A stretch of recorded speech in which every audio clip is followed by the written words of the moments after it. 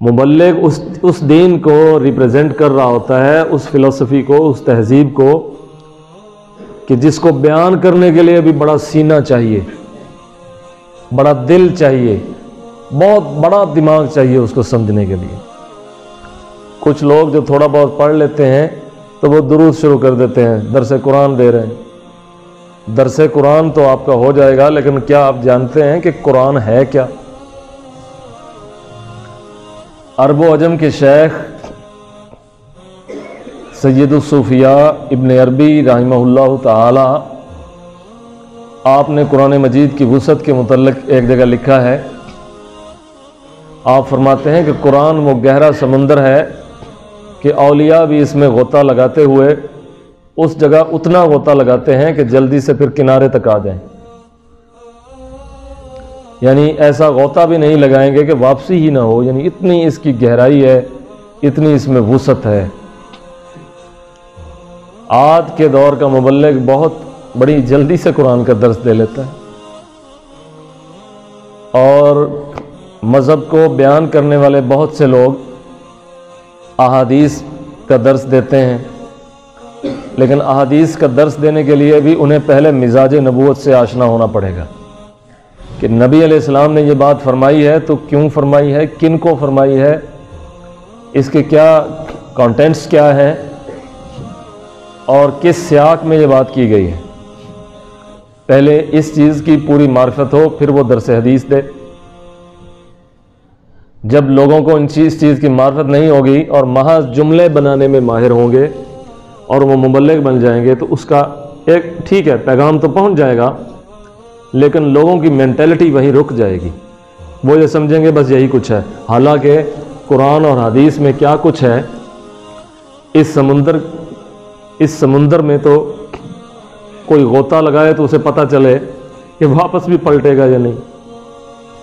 چنانچہ وہ مبلغ اور وہ واعظ جو اس چیز کا دعویٰ رکھتے ہیں، مدعی بن گئے ہیں کہ انہوں نے قرآن اور حدیث کو پورے طور پر سمجھ لیا ہے، تو یہ تو امت کے کسی ولی نے بھی دعویٰ نہیں کیا، یہ تو کسی ولی نے بھی دعویٰ نہیں کیا کہ ہم نے قرآن کے اس بحر کے اندر غوطہ لگایا اور ہم اس کے اسرار تک اس حد تک واقف ہو گئے کہ سارے ہی ہم نے اپنے وجود میں سما لیے۔ تو حضرت مولانا شیخ ابن عربی کی یہ بات ذہن میں رکھنی چاہیے کہ تبلیغ کرنے کا بھی وہی بندہ مجاز ہے کہ جس کو کم از کم اصول تبلیغ کا پتہ ہو۔ میٹھی باتیں کہہ دینا تبلیغ نہیں ہے، کیونکہ رسول خدا ہر وقت میٹھی میٹھی باتیں نہیں سنایا کرتے تھے۔ جملے بنانا، گھڑنا اور لوگ کہیں کہ بڑے اچھی گفتگو کرتا ہے، بڑی اچھی عبارت بنا لیتا ہے، رسول خدا صلی اللہ علیہ وسلم اس نیت سے تبلیغ نہیں فرماتے تھے۔ یہ سیرت کی کتب میں باقاعدہ ایک باب ہے کہ آپ کا جو تقریر کرنے کا سٹائل کیا تھا، بات کرنے کا اور نصیحت کرنے کا انداز کیسا تھا، یہ بھی سکھاتے تھے۔ یعنی ہر وقت وہ جو ایک میٹھا کلام ہے تو وہ تو لوگوں کو میٹھا ہی لگے گا، لیکن ایسا بھی ہوا ہے کہ رسول خدا منبر پہ آپ تشریف لے گئے اور آپ کا چہرہ غصے سے زرد تھا، اور آپ نے اللہ تعالیٰ کی حمد و ثنا اس طریقے سے کی کہ لوگوں کے وجود کانپنے لگے، صرف خوشی نہیں، کانپنے لگے۔ تو آپ کا ایک مخصوص انداز تھا، اس انداز کی پیروی کی جانی چاہیے۔ یہ بھی ایک مبلغ کو علم ہونا چاہیے کہ رسول خدا کا انداز کیسا تھا، بات کس طرح سے فرماتے تھے، ارشاد فرماتے، نصیحت کس طرح سے کرتے۔ آپ جب حقائق بیان کریں گے تو وہ اتنے میٹھے نہیں ہوں گے، خصوصاً اس نمکین دور میں اور اس ملاوٹ کے دور میں۔ اگر آپ سچے مبلغ ہیں تو آپ کی باتیں اتنی میٹھی نہیں ہوں گی۔ اگر آپ کی باتیں میٹھی ہیں تو اس کا مطلب ہے کہ کوئی نہ کوئی بیچ میں چیز رہ گئی ہے۔ میں یہ نہیں کہتا کہ میٹھی باتیں غلط ہیں، میں یہ کہتا ہوں کہ کوئی کمی رہ جاتی ہے، کوئی کمی رہ جاتی ہے۔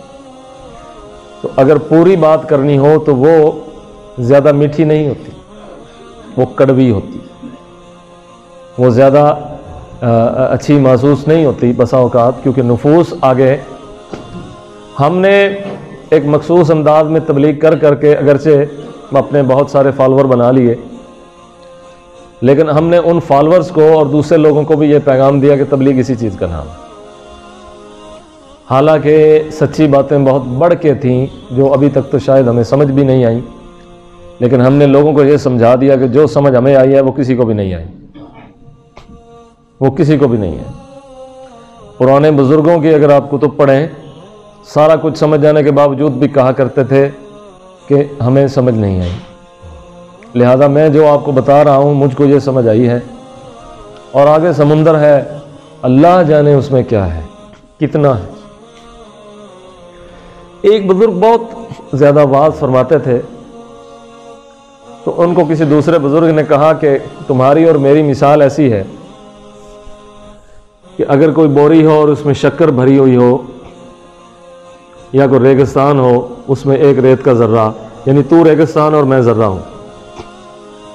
تو انہوں نے آگے سے جواب دیا کہ حضرت اگر آپ ذرے ہیں تو میں تو پھر ذرہ بھی نہیں۔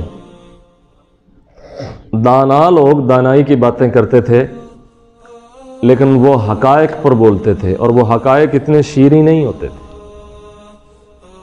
آپ کے سننے والوں کے دماغ جس طرح کے ہیں، آپ نے وہی لہجہ اختیار کیا ہے۔ ہم یہ چاہتے ہیں کہ ہم جب بات کریں تو لوگوں کو اچھی لگے، کیوں؟ تاکہ وہ ہماری بات سن کر اصلاح کی طرف آئیں، چلے یہ نیت تو ٹھیک ہو گیا، یہ کام تو کافی حد تک آپ کر لیں گے، لیکن لوگوں کی رعایت کرتے کرتے کرتے کرتے اس اصل سے رہ جائیں گے۔ یہ ایسا ہوا ہے کہ ہم نے سننے والوں کی رعایت کرتے کرتے حقائق کو مسخ کر دی، حقائق کو مسخ کر دی۔ زمانے کے بڑے لوگ حقائق کو مسخ نہیں ہونے دیتے، اور وہ میٹھے انداز میں ایسی مٹھاس نہیں دیتے کہ جس کے اندر لوگوں کے لیے زہر پھیل جائے۔ یقیناً یہ بات ازہر من الشمس ہے کہ جو شخص حقیقت پر گفتگو کرتا ہو اس کے زیادہ مطیع نہیں ہوتے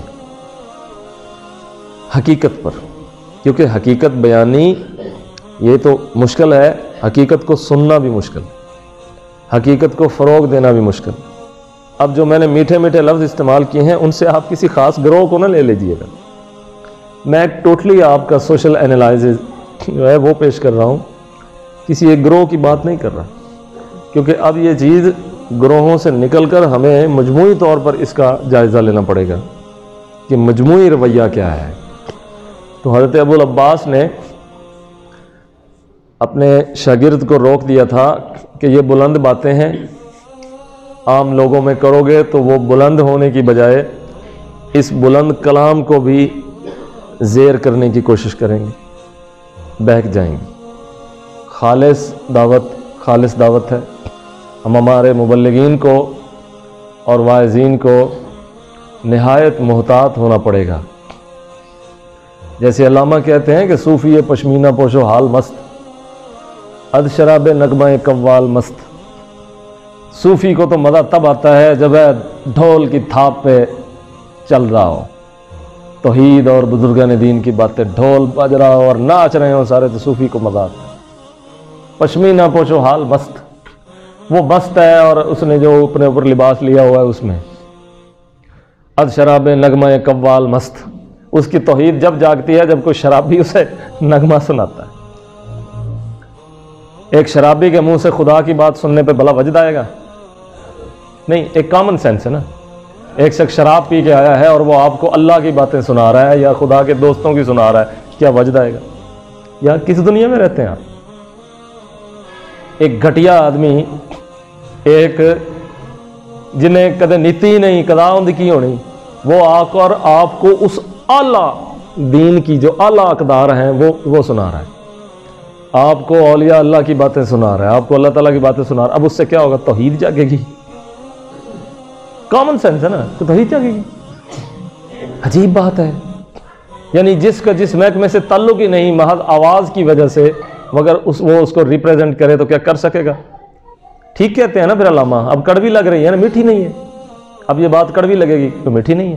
صوفی پشمینہ پوشو حال مست، اد شراب نغمہ قوال مست۔ اس کے بعد کہتے ہیں اچھا مولوی پہ مسند دہلمیوں شواذ روایات، یعنی مولوی کو ملی ہوئی ہے کوئی قصے کہانیاں یا کوئی ضعیف شاد باتیں، وہ اپنا لگا ہوا ہے اس میں سبحان اللہ کروانے۔ اس صورتحال کے اندر وہ کہتے ہیں کہ سامعین میں سے کیا توحید نکلے گی اور کیا اسلام برآمد ہوگا جب اس کا علمی اور روحانی دونوں شعبے ہی خلل اور خلط کا شکار ہے۔